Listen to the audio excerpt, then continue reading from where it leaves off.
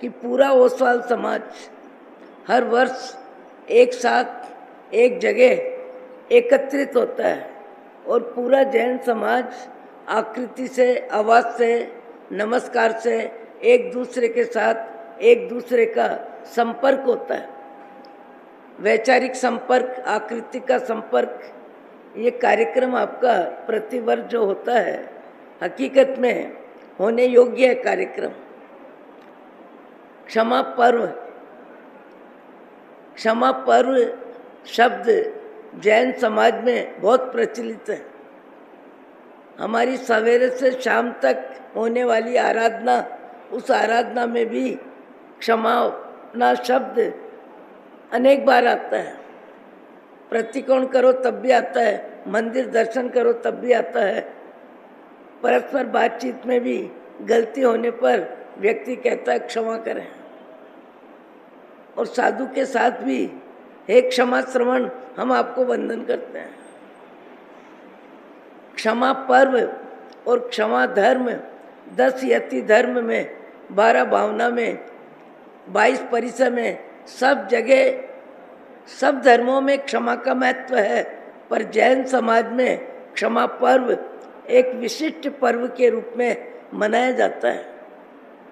आपको हमको हर वर्ष सुनने को मिलता है, पर व्यक्ति अपने जीवन का स्तर, विचारों का स्तर, रहन सहन का स्तर, खान पान का स्तर, उन सब विचारों के बीच क्षमा शब्द का उपयोग कब करता है, कितनी बार करता है या नहीं करता है, व्यक्ति स्वयं अपने जीवन में एहसास करता है। भूल करना हर मनुष्य के लिए सामान्य बात है। भूल किससे नहीं होती? भूल भगवान से नहीं होती, भूल संतों से नहीं होती या साधकों से नहीं होती, और जिनसे भूल होती है वे तत्काल क्षमा पर्व अपने जीवन में मनाते हैं। मैंने एक बार कुमारपाल भाई से पूछा था कि आप जैसा व्यक्ति गुजरात में जन्म लेने वाला, पूरे भारत में सेवा धर्म, राष्ट्र धर्म, जाति धर्म, पशु पक्षियों की सेवा, मानवों की सेवा, सब सेवा में आपका कार्यक्षेत्र इतना व्यापक है, तो आपको पास क्षमा पर्व के पत्र कितने आते होंगे? अभी 4-5 वर्ष से परिवर्तन हुआ है। उससे पहले तो डाकिया 200-400 चिट्ठियाँ दे के जाता था। हम लोगों को मालूम है कि 5-7 दिन तक पत्र आते रहते थे क्षमापना के, और उसके बाद एक दिन लेके बैठते थे और पढ़ करके जिसको जो जवाब देना होता देते थे। अभी तो संवत्सरी पर्व का प्रतिकरण हुआ नहीं, हलो हलो हलो, क्षमापना क्षमापना क्षमापना की आवाज़ जिनके पास माइक रहता है, माइक यानी जिनके पास मोबाइल रहता है, लड़कियों के पास, श्राविकाओं के पास, श्रावकों के पास, वो बार बार आके एक ही शब्द बोलते हैं, महाराज साहब इसका क्षमापना का उल्लेख हुआ है, उसने क्षमा की है, उसने क्षमा याचना की है, उसका फ़ोन है, उसका फ़ोन है। समय बदलता है, परिस्थिति बदलती है। मैंने कुमारपाल भाई से पूछा कि आपके पास क्षमापना के पत्र कितने आते होंगे और आप कितनों को जवाब देते होंगे? आपका धार्मिक क्षेत्र में, जीव दया में, मानव सेवा में, पशु सेवा में पूरे भारत के साथ संपर्क है। उन्होंने जवाब दिया कि मैंने जीवन में कभी किसी को क्षमा अपना पत्र लिखा ही नहीं है। मैंने जीवन में कभी किसी को क्षमापना पत्र लिखा ही नहीं है। मुझे लिखने की ज़रूरत ही नहीं है। मेरे जीवन में, मेरे विचारों में, मेरे व्यवहार में, मेरे कर्तव्य में जब कभी मेरे से जो गलती होती है, उस गलती की क्षमा याचना मैं तत्काल कर लेता हूँ। उस व्यक्ति से मिलके कर लेता हूँ या फ़ोन से कर लेता हूँ या बातचीत में कर लेता हूँ। मेरा नियम है कि गलती होने के बाद नींद भी बाद में लेना, भोजन भी बाद में करना। सबसे पहले जिसके साथ मेरा व्यवहार अनुचित हुआ है, कठोर हुआ, लूखा हुआ, तीखा हुआ, अपयप शब्द यदि निकल गए, तो सबसे पहले क्षमा याचना करना, ये मेरा धर्म, ये मेरा कर्तव्य, मुझे सदा जागरूक रखता है। इसलिए कभी क्षमापना का कार्ड लिखने की मुझे ज़रूरत नहीं पड़ती। आपके हमारे सबके जीवन में क्षमा शब्द महत्वपूर्ण है और क्षमापना का व्यवहार भी होता है, क्षमापना की भाषा भी बोली जाती है, पर क्षमापना के भाव हृदय में निर्मलता, कोमलता, सरलता आए बिना व्यक्ति वाचिक क्षमा याचना कर लेता है, शब्दों से परस्पर हाथ जोड़ करके नमस्कार कर लेता है, पर क्षमा पर्व उसी के जीवन में सार्थक होता है जो दूसरों की गलतियों को लंबे समय तक अपने दिल दिमाग में नहीं रखता है। दूसरों की गलतियों को लंबे समय तक जो अपने दिल दिमाग में नहीं रखता है, वो क्षमा का अधिकारी होता है। जैसे क्षमा के लिए दो व्याख्या है। क्रोध किसे कहते हैं? क्रोध उसे कहते हैं जो आया और गया। क्रोध उसे कहते हैं जो आया और गया। जैसे सब्जी बाजार से आती है, बहनें बनाती है, सबका भोजन होता है और भोजन के बाद भगोना साफ हो जाता है। इसका अर्थ ये हुआ, क्रोध उसे कहते हैं जो आया और गया। क्रोध उसे कहते हैं जो आया और गया। आया पर उसने दिल दिमाग में अपना स्थान नहीं बनाया, उसने अपने शब्दों को लंबे समय तक किसी के कटु कठोर शब्दों को याद नहीं रखा। क्षमा भाव जिसमें होते हैं, क्षमा भाव वही व्यक्ति कर सकता है जिसमें सरलता है, जिसमें विनम्रता है, जिसमें विवेक है, जिसमें विनय है। अन्यथा औपचारिक क्षमापना भी हो जाती है और क्षमा पर्व का अर्थ जीवन में सार्थक होता ही नहीं है। मैंने दो बहनों को देखा, परस्पर देरानी जिठानी जो भी थी, क्षमापना क्षमापना क्षमापना शब्दों में क्षमापना चली और उन्हीं को किसी कार्यक्रम में जाते हुए देखा। दो बहनें हैं और कोई तीसरा व्यक्ति नहीं है, और दो बहनें दोनों बारी की तरफ देख रही है। एक दूसरे के साथ बैठने के बाद भी एक दूसरे की तरफ आकृति नहीं है, बातचीत नहीं है, बोलचाल नहीं है। दोनों खिड़की यानी बाहर की तरफ देख रही है। मैंने कहा बाहर की तरफ देखने का कारण क्या? महाराज, हमारे विचार नहीं मिलते, हमारे शब्द उलझ जाते हैं। हम बैठते हैं तो उठते समय हमारा मन अशांत हो जाता है। मैंने कहा आपने क्षमापना की, वो तो महाराज औपचारिक है। जैन धर्म में संवत्सरी पर्व के रोज क्षमा शब्द का उपयोग सभी करते हैं। हार्दिक क्षमापना कब होती है? जब व्यक्ति का व्यवहार, कलुषित व्यवहार, कटु व्यवहार, कठोर व्यवहार, गलत व्यवहार व्यक्ति जीवन में पूरी तरह से क्षमापना करके भूल जाता है। उस शब्द को दोहराता नहीं है, उस व्यवहार को दोहराता नहीं है, उस व्यवहार को, उन शब्दों को लंबे समय तक याद नहीं रखता है। हमारे नीति के शब्दों में भी वाक्य आते हैं, रूठे स्वजन मनाइए जो रूठे सो बार, पुनि पुनि धागा पोइए टूटे मुक्ते हार। आपने दोहा सुना होगा, रूठे स्वजन मनाइए जो रूठे सो बार, पुनि पुनि धागा पोइए टूटे मुक्ता हार। एक दूसरा और दोहा है,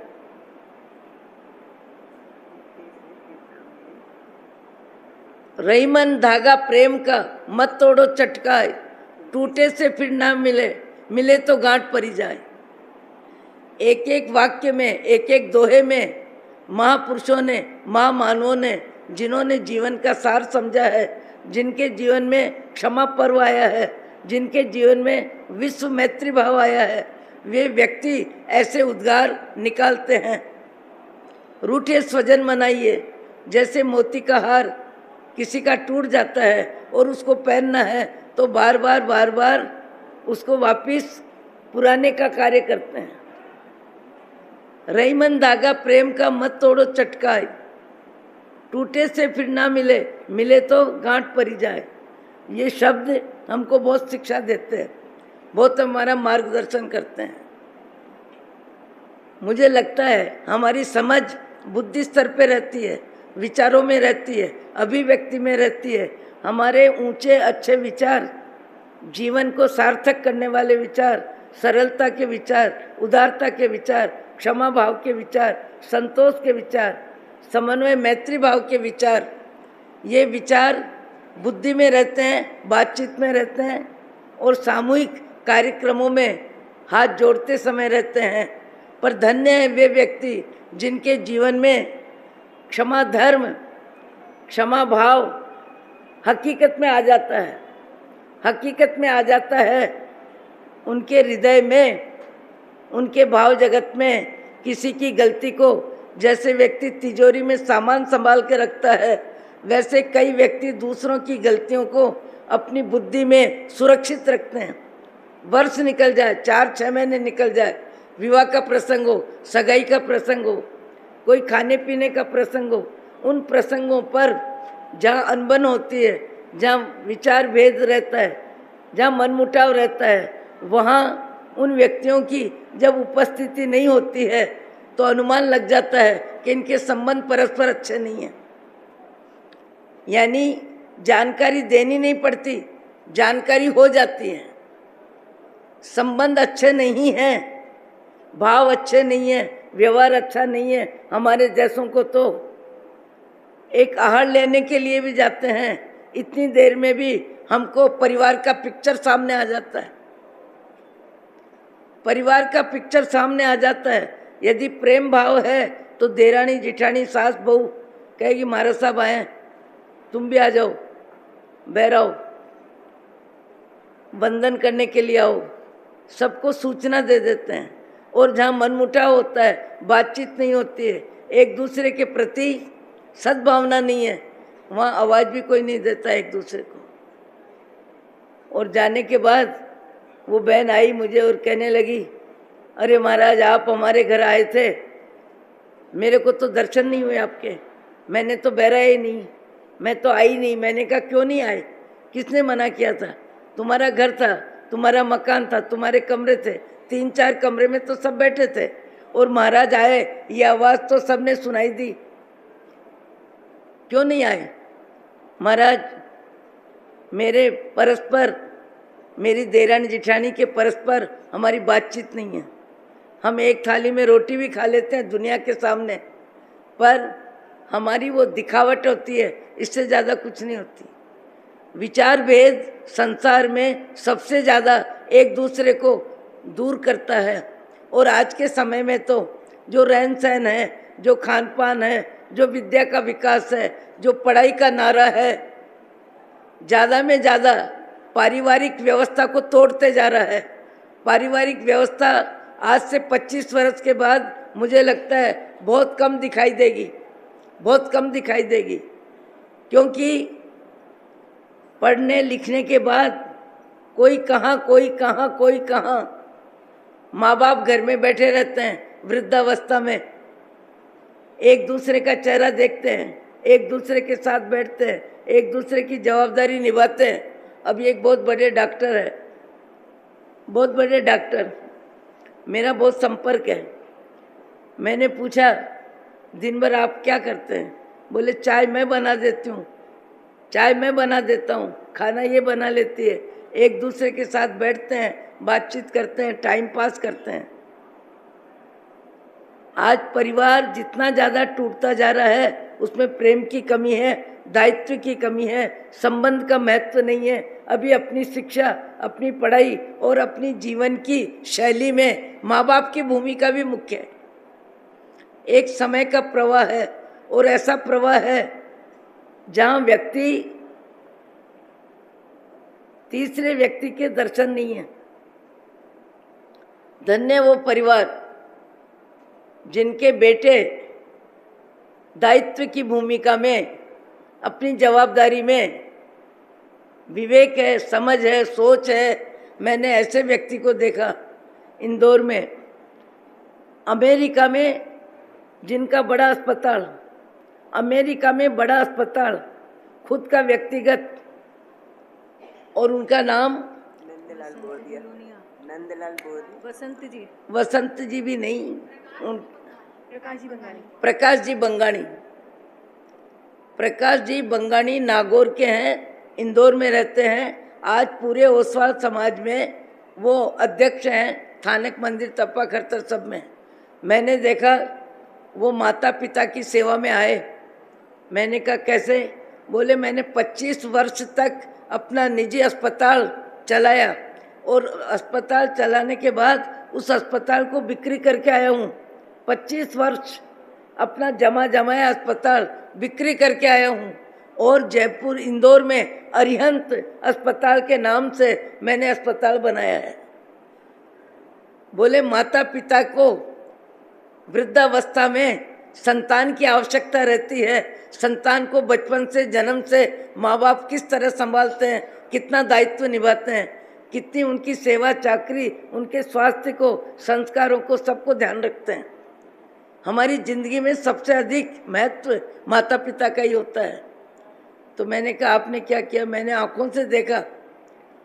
उन्होंने अपनी माँ को 70 वर्ष की उम्र में, भारी शरीर माँ को बाबा गाड़ी में मंदिर ले जाते हुए मैंने देखा। इतने बड़े डॉक्टर माँ को बाबा गाड़ी में मंदिर ले जाते हुए देखा। और माँ बाप की सेवा के लिए ही मैंने अमेरिका छोड़ी। आप कहोगे महाराज ऐसे व्यक्ति कितने हैं? ऐसे व्यक्ति ज़्यादा है। उनकी आवाज़ भी कौन करता है, उनके बारे में बोलता भी कौन है? कंकर पत्थर तो बहुत होते हैं, कपड़े के थान बहुत होते हैं, अनाज का ढेर बहुत होता है। बात तो उन्हीं की होती है जो व्यक्ति जीवन में अपने व्यक्तित्व का विकास करते हैं, जो व्यक्ति अपने दायित्व को समझते हैं, जो व्यक्ति अपने दायित्व को व्यापक बनाते हैं और दायित्व की सीमा में जो फैल नहीं होते हैं। सुज्ञ व्यक्ति, समझदार व्यक्ति 7 पीढ़ी की रिश्तेदारी को भी निभाता है। 7 पीढ़ी की रिश्तेदारी को भी निभाने वाले आज भी समाज में मिलेंगे, कई व्यक्ति मिलेंगे। व्यक्ति आकृति मनुष्य की मिली, पर प्रकृति मनुष्य की और प्रवृत्ति मनुष्य की। जब तक प्रकृति और प्रवृत्ति मनुष्य की नहीं है, वहाँ तक व्यक्ति चेहरे से इंसान है, संपन्नता से इंसान है, साधनों से इंसान है। अपनी जवाबदारी में अपने भाग्य की चादर अपनी व्यवस्था में फैलाता है। पर ऐसे भी व्यक्ति है, करोड़पति अरबपति है और जिनका भाई सर्विस करता है। माँ जाए भाई भी एक दूसरे को सहयोग दे, जरूरी नहीं है। सहयोग देने के लिए संबंध से ज़्यादा व्यक्ति के जीवन में सात्विकता चाहिए, व्यक्ति के जीवन में उदारता चाहिए, सम्यज्ञता चाहिए, संबंध का महत्व चाहिए। संबंध को जीने में जिसकी रुचि है वो व्यक्ति पड़ोस को भी सहयोग करता है, परिवार को भी सहयोग करता है, समाज को भी सहयोग करता है, विचारों से भी करता है, अर्थ से भी करता है। जहाँ जीवन में विवेक का दीपक जलता है वहाँ व्यक्ति सब तरह के कार्यक्रमों में अपने मन वचन काया की प्रवृत्ति में क्षमा भाव का, सहजता का, आत्मीयता का, उदारता का, इंसानियत का परिचय देता है। एक दोहा है, भगवान मुझको दीजिए, भगवान मुझको दीजिए आशीर्वाद एक, माँ लक्ष्मी की गोद में सो न जाए विवेक। भगवान मुझको दीजिए आशीर्वाद एक, माँ लक्ष्मी की गोद में सो न जाए विवेक। मुझे कहा गया था 10:30 से 11, 10 मिनट बाद आई, 10 मिनट पहले ओम शांति क्षमापना का भजन बोल दो साथ दीजिए। 10:30 तक 11:30 तक भजन बोल दो। सुनना किसका, सुनाने का रिवाज है। भजन बोल दो। सब समझदार है, बुद्धि स्तर पे समझ किसी की कमी नहीं है। महावीर के क्षमा पर्व पर खुशियाँ छाई रे, मिलन की घड़ियाँ आई रे, मिलन की घड़ियाँ आई रे। महावीर के क्षमा पर्व पर खुशियाँ छाई रे, मिलन की घड़ियाँ आई रे, मिलन की घड़ियाँ आई रे। कैसा निराला क्षमा पर्व है, कैसा निराला क्षमा पर्व है, हृदय में सबके हर्ष भरा है, हृदय में सबके भरा हर्ष है। राग द्वेष को छोड़ सभी, राग द्वेष को छोड़ सभी, समता लहराई रे, मिलन की घड़ियाँ आई रे, मिलन की घड़ियाँ आई रे। महावीर के क्षमा पर्व पर खुशियाँ छाई रे, मिलन की घड़ियाँ आई रे, मिलन की घड़ियाँ आई रे। अपने अंतर पट को खोलो, अपने अंतर पट स्वयं स्वयं की भूल टटोलो, स्वयं स्वयं की भूल टटोलो। कहीं छिपी न रह जाए, कहीं छिपी न रह जाए, मन में कलुषाई रे, मिलन की घड़ियाँ आई रे, मिलन की घड़ियाँ आई रे।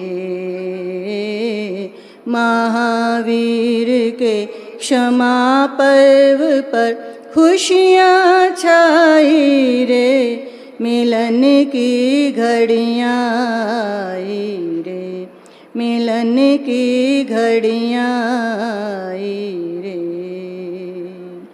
मैत्री भाव की गंगा आई, मैत्री भाव की सब मिल बैठो भाई भाई, सब मिल बैठो भाई भाई। महावीर की फुलवारी, महावीर की फुलवारी, कैसा रंग लाई रे, मिलन की घड़ियाँ आई रे, मिलन की घड़ियाँ आई रे। महावीर के क्षमा पर्व पर खुशियाँ छाई रे, मिलन की घड़ियाँ आई रे, मिलन की घड़ियाँ आई रे। वीर की वाणी हमें सिखाए, वीर की वाणी हमें सिखाए, बने विचक्षण क्लेश भगावे, बने विचक्षण क्लेश भगावे। स्नेह नीर में स्वयं डूब कर, स्नेह नीर में स्वयं डूब कर, मणियाँ पावे रे, मिलन की घड़ियाँ आई रे, मिलन की घड़ियाँ आई रे। महावीर के महिमा पर्व पर खुशियाँ छाई रे, मिलन की घड़ियाँ आई रे, मिलन की घड़ियाँ आई रे, मिलन की घड़ियाँ।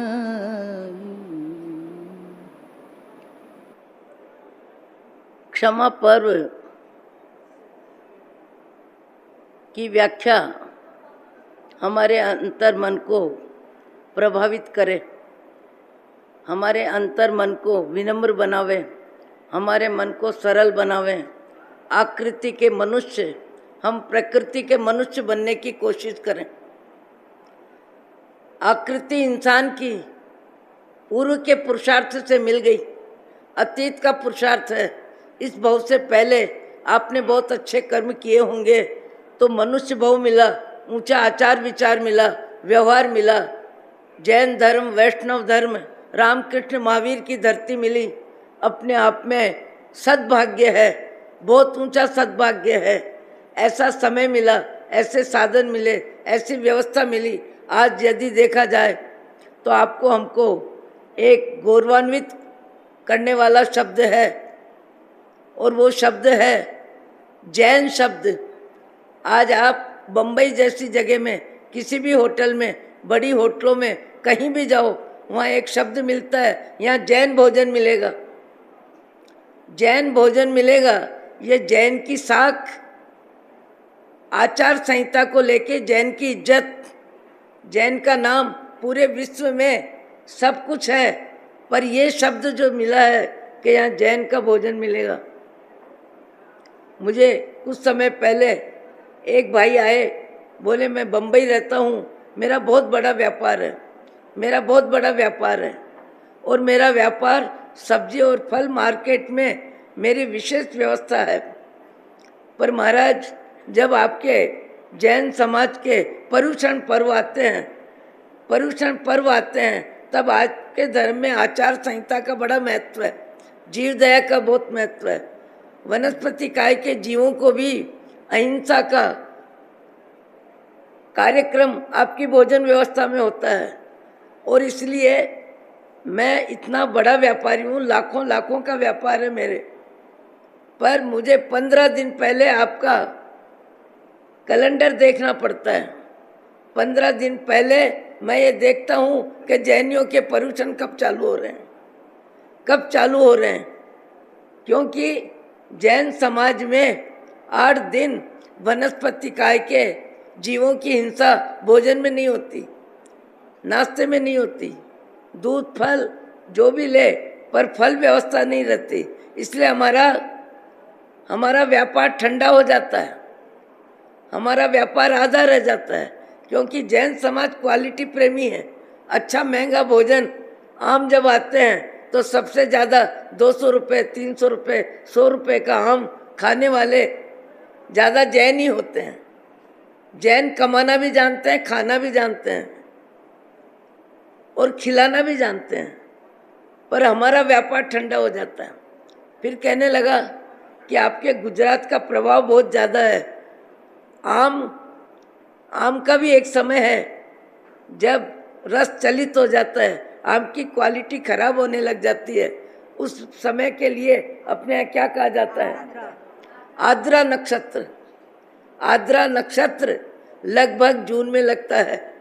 उससे पहले जैन समाज में ज़्यादा आम का प्रचार रहता है। पर समझदार धार्मिक संस्कार जिनके परिवार में है और जिनके परिवार के संस्कार आने वाली प्रजा में जीवंत है, वो ये सब बातें जानते हैं।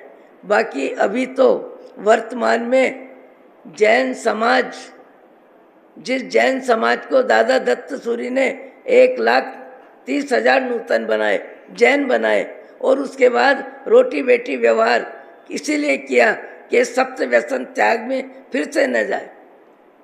पर अभी सुनने को मिलता है कि कभी कभी कहीं पार्टी में बड़े व्यापारी होते हैं, बड़ा उनका संपर्क होता है, ज़्यादा संबंध होते हैं, तो कभी कहीं भोजन व्यवस्था में जैन परिवार में भी एक बियर की व्यवस्था रख देते हैं।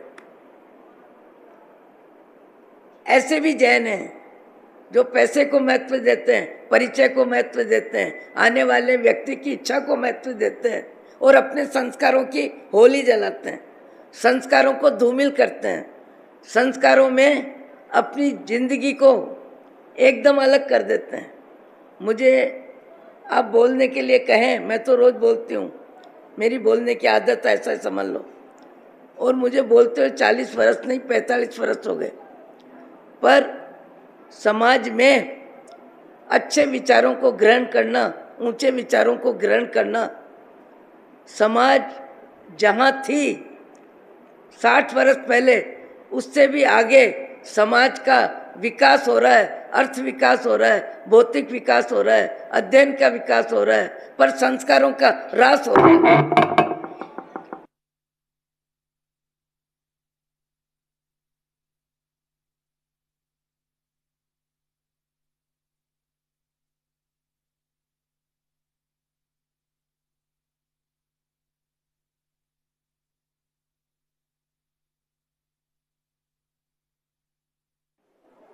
मुझे अभी अभी किसी ने कहा, आंखों में पानी आ गया उनके, कि हमारे साहब क्या कहना, आज की आधुनिक प्रजा अति प्रसिद्धि में, अति व्यवहार में और खान पान रहन सहन में हमारे बच्चे 15 वर्ष से ही परिवार से दूर, जाति से दूर, और पढ़ने के लिए जहाँ भी जाते हैं और जिनके साथ रहते हैं, कभी कभी ऐसे संस्कार आ जाते हैं कि हमको जानकारी भी नहीं होती। मैंने कहा क्या हुआ, आंखों में पानी आ रहा। बोले मेरे बेटे ने पर्युषण पर्व में होटल से सीधे कमरे में भोजन मंगवा लिया, अपने कमरे में सीधा भोजन मंगवा लिया। वर्तमान की व्यवस्थाएं देखो, वर्तमान के शौक और वर्तमान के संस्कार। मेरा निवेदन इतना ही है, आप अपने आप में मानवीय संस्कार सुरक्षित रहे, परिवार में रहने लायक रहो, पड़ोस में रहने लायक रहें, और हमारी धार्मिक संस्कारों की जो इज्जत है वो इज्जत भी सुरक्षित रहे। सुरक्षित कब रहेगी? आज घर के वातावरण से 15 वर्ष से 25 वर्ष की उम्र तक लड़के लड़की घर से दूर रहते हैं। वातावरण घर का नहीं, परिवार का कोई सदस्य नहीं, समाज का कोई व्यक्ति नहीं। आप कहोगे महाराज ये बातें सुनने के बाद भी हम कोई ग्रहण करने वाले नहीं हैं। आज का समय है, आज का समय है, पढ़ाई करो पैसा कमाओ, पढ़ाई करो पैसा कमाओ, और ये संस्कार वगैरह सब ठीक है महाराज। वर्तमान में संस्कार संपत्ति नहीं चाहिए, संस्कार संपत्ति कम होती जा रही है, और कहीं कहीं तो परिवार में आँख और आवाज जिसके अनुशासन में नहीं है, परिवार में परिवार भी टूट रहे हैं, भाई भाई के बीच में द्वेष आ रहा है। आँख का संयम, आवाज का संयम, आँख का संयम, आवाज का संयम, मैं शब्द सीमित बोल रही हूँ। आँख का संयम जीवन में बहुत सुरक्षित, जरूरी में जरूरी है आँख का संयम। आँख का संयम, आवाज का संयम, बातचीत का संयम, हंसी मजाक का वातावरण व्यक्ति को विकल बना देता है, व्यक्ति को सीमा से बाहर खींच देता है। व्यक्ति व्यक्ति के बीच में माया का पर्दा इतना ज़्यादा डाल देता है, और कभी कभी तो हम जैसों को सुनने को मिलता है, मैं बोलना नहीं चाहती, सुनने को मिलता है कि महाराज साहब हमारा घर स्वर्ग दिखता है, हमारे घर में साई भी है, कार है, बंगला है, नौकर चाकर है, सब है, पर हमारे घर में हमारी 2 बहनें एक दूसरे के साथ अति मानसिक रूप से परेशान है। परेशान क्यों है? कि आँख में संयम नहीं है, आवाज में संयम नहीं है, संबंध का महत्व नहीं है। कभी कभी व्यक्ति अपनी विचारों की उच्छृंखलता, रचना वासना की वृत्ति में इतना बाहर चला जाता है, इतना हल्का हो जाता है कि परिवार की सुख शांति भी गायब हो जाती है। व्यक्ति का विवेक किसी में है कि व्यक्ति समझे कि मुझे कैसे जीना है, कैसे बोलना है, कैसे खाना है, कैसे चलना है, कम से कम मैं इंसान की दृष्टि में इंसान रहूं, पड़ोसी की दृष्टि में एक अच्छे इंसान का मेरा परिचय हो, समाज में मेरी उचित जीवन शैली में बदनामी न हो। अभी वर्तमान में आचार संहिता की कीमत बहुत कम होती जा रही है। 70-80 वर्ष के व्यक्ति भी पार्टी में संबंध को निभाने, व्यापार का संबंध है, परिचय का संबंध है, संबंधों का संबंध है, जहाँ जैन समाज में रात्रि भोजन 15 वर्ष की उम्र से छोड़ने वाले हजारों नहीं लाखों की संख्या में हैं। रात्रि में पानी नहीं पीने वाली माताएं लाखों की संख्या में हैं। अभी त्याग और तप का माहौल कितना ज़्यादा है। सूरत में देखो कितनी तपस्या है, बम्बई में कितनी तपस्या है, पालीताना में आचार्य पीयूष सागर जी महाराज की निश्रा में कैसा माहौल धार्मिक बना हुआ है। धर्म करने वालों की भी कमी नहीं है, पर धर्म को बदनाम करने वाले भी कभी कभी कहीं कहीं ऐसे व्यक्ति दिखाई देते हैं जिनके बारे में सोचना भी मुश्किल है। एक माँ साहब, वयोवृद्ध माँ साहब, मैं बात में मैंने कहा आपका परिवार बहुत धार्मिक है, आपका परिवार बहुत प्रसिद्ध है धार्मिकता में, समाज में, पर आप ध्यान रखना आने वाली पीढ़ी के संस्कार सुरक्षित रहे। बोले महाराज आने वाली पीढ़ी हमारे आसपास है ही कहाँ, आने वाली पीढ़ी हमारे आसपास है ही कहाँ, पीढ़ी हमें दिखाई नहीं देती, बातचीत करने का मौका नहीं है, देखने का मौका नहीं है। मैंने कहा फिर भी मैंने सुना आपकी पीढ़ी तो अच्छी है।